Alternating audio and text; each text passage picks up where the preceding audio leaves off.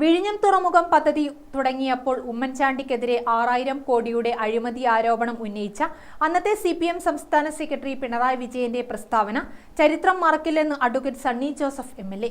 വിഴിഞ്ഞം തുറമുഖ ഉദ്ഘാടന ചടങ്ങിൽ പ്രതിപക്ഷ നേതാവിനെ ക്ഷണിക്കാത്തതിനെതിരെ കണ്ണൂരിൽ DCC നടത്തിയ പ്രതിഷേധ പ്രകടനം ഉദ്ഘാടനം ചെയ്യുകയായിരുന്നു അദ്ദേഹം. വിഴിഞ്ഞം നമ്മുടെ പദ്ധതിയാണെന്ന് പിണറായി വിജയൻ പറയുന്നതിനെയും സണ്ണി ജോസഫ് MLA വിമർശിച്ചു.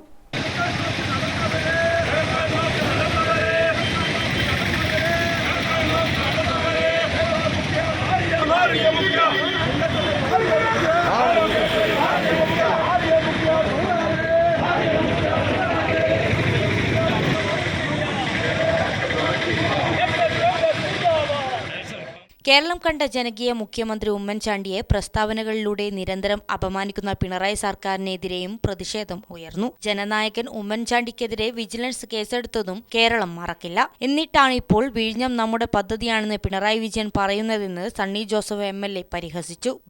കേരളത്തിലെ ഉത്തരവാദിത്തമുള്ള പ്രതിപക്ഷ നേതാവിനെ പരിപാടിയിലേക്ക് ക്ഷണിക്കാൻ കേരള സർക്കാർ സൗമനസ്യം കാണിച്ചിട്ടില്ല. ആ സർക്കാരിന്റെ ഔദാര്യമല്ല, പ്രതിപക്ഷത്തിന്റെ അവകാശമാണ്. പ്രതിപക്ഷ നേതാവിനെ എന്തുകൊണ്ട് വിളിച്ചില്ല? കാരണം അവിടെ കപ്പൽ വന്നപ്പോൾ നമുക്കറിയാം പ്രതിപക്ഷ നേതാവിനെ ആ പരിപാടിയിലേക്ക് വിളിച്ചിരുന്നു. ആ പരിപാടിയിൽ 2024 നടന്ന പരിപാടിയിൽ പ്രതിപക്ഷ നേതാവ് VD സതീശൻ പങ്കെടുക്കുകയും വസ്തുനിഷ്ഠമായിട്ട് ഈ പദ്ധതി പൂർത്തീകരണത്തിൽ ഉമ്മൻചാണ്ടി എന്ന മുഖ്യമന്ത്രിക്കുണ്ടായിരുന്ന നിർണായകമായ നേതൃത്വപരമായ പങ്കാളിത്തത്തെക്കുറിച്ച് വസ്തുനിഷ്ഠമായിട്ട് പ്രതിപക്ഷ നേതാവ് പ്രസംഗിക്കുകയും ചെയ്തു.